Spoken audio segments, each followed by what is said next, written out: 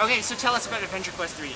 Okay, Adventure Quest 3D is the 3D incarnation of Adventure Quest. And Adventure Quest has been running for 13 years? 13 years. We have been updating Adventure Quest, the Flash-based web game, every week for 13 years. No breaks, no pauses, no holidays, no weekends. We're just our slave labor camp of children making games non-stop for 13 years. And now we're making them in 3D, an entire extra D. What are some of the challenges of taking a 2D game and making it three-dimensional? All the challenges. For starters, you have to know how to make 3D things, which we didn't. So we have been slowly learning, and then, like, we used to use Flash for everything, and Flash lets you cheat. Like, you could do so much in Flash. Like, it was, like, it's a terrible thing to learn how to program on, because like, you can get away with doing all these animations inside Especially animations. with, like, the joining system. I remember in the early 2000s, Flash, everything kind of looked similar, because people who, like me, who would just play around with it, they had that, like, joining bone system thing. Oh, right, in the game stream. Yeah. So, and we had these super small files that were like 24K for like an entire monster with all the art and animation. And now, like, these 3D models are like, you know, half a meg of, like, you know, the mesh, and then you have the textures, and then you have to have multiple textures, and then if you want to have randomization and customization, it's been a learning curve. Sorry. I know. It's been a learning curve. So I got to play the game on an iPad today. I'm so sorry. And it feels very early WoW to me. But it in a good way. It's a very MMO kind of game, but this is a cross-platform game. So can you talk about that? Yeah, so it's a true cross-platform game. Did you ever have that moment where you click a button on your phone?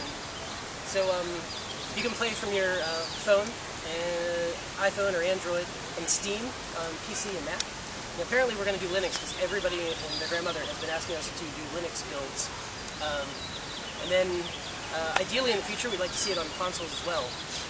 So you were talking earlier, before we started filming, about how you can play on your PC, and say you're in a dungeon, and you could pick up your phone and go into another room, and it would be seamless. How people wouldn't know that you were switching. Right, so it's true cross-platform, which means if everybody logged on for all their devices, we're going to play the same character, the same gear, on the exact same server. If we're sitting in the park, we all took out our phones, we could all play here.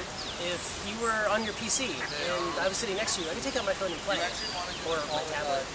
And it's going to be really easy to get together with your friends, because we're designing the game so it's really easy to drop in, and it'll be easy to play with your friends.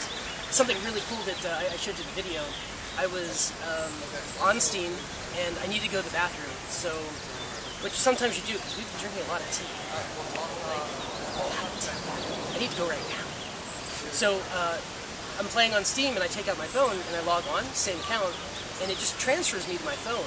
It logs me out on the computer, and automatically disappear. So, the people I'm playing with have no idea that I just switched platforms. So it doesn't, like, broadcast a message that says, like, oh, you've switched from PC to mobile. No, they just see, so if I'm healing, they don't know that I'm a terrible healer, and I'm just sitting in the restroom. You know. I like that joke. If it was on the feature list, it would be number 2.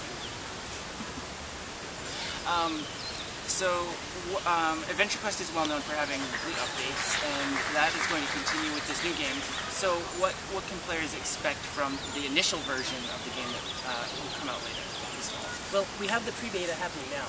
We had a Kickstarter back in December, and we had a playable version of it within 2 weeks after the Kickstarter ended. Right now we're working on cutscenes and dungeons, and this is going to be how we're going to do a lot of the storytelling in the game. And our big thing in the previous games is, you know, we release a new DLC, right? I guess that's the industry term. We call them a release, but yeah, it's like we've done a DLC every week. Now, how often we're going to be able to do our DLCs is going to be interesting, but they're always free. And we'll release a new area and have new monsters and weapons and places to go, and it'll move the story along. And historically in our games, the story has been influenced by the player reaction. We read the forums and Facebook and Twitter, and gosh, they're on so many things now. It's so hard to read all the posts. But we read them, and then we kind of change the plot line so that it keeps being surprising and interesting. And sometimes people have great ideas. Like 2 weeks ago, no, last week, somebody decided they were chicken game, and they were talking to me. They're like, man, I really wish that, you know, I had 1 million chickens to attack town with. So we're like, hey, I got a player here that wants to attack town with 1 million chickens. Can you make that happen? So last week he attacked town with 1 million chickens. And that's the kind of stuff we want to do in AQ3D. So it's really dynamic. Yes. We have Drickens in AQ3D. Half chicken, half dragon, Dricken.